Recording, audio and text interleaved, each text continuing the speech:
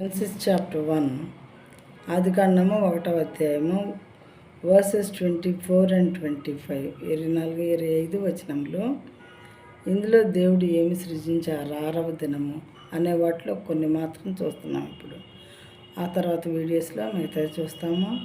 And God said, let the earth bring fourth living creatures according to their kinds, livestock and creeping things, and beasts of the earth according to their kinds.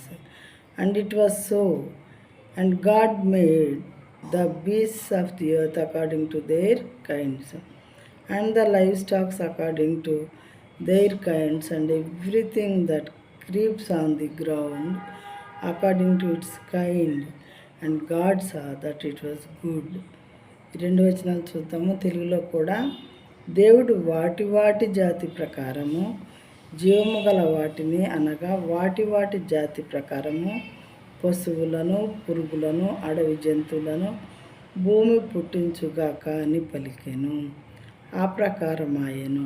25వ వచనము, దేవుడు ఆయా జాతుల ప్రకారము అడవి జంతువులను, ఆయా జాతుల ప్రకారము పశువులను, ఆయా జాతుల ప్రకారము నేలను ప్రాకు ప్రతి పురుగును చేసెను. అది మంచిదని దేవుడు చూసెను.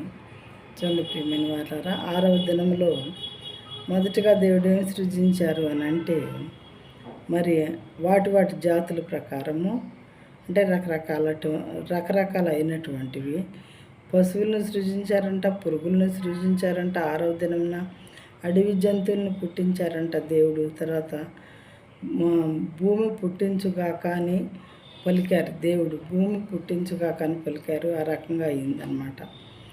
దేవుడు ఆయా జాతుల ప్రకారం అడవి జంతువులను, ఆయా జాతుల ప్రకారం అన్నిటినీ సృష్టించి ఇవి బాగున్నాయి అని దేవుడు చూసి సంతోషించినట్లుగా ఇక్కడ రాయబడి ఉన్నది.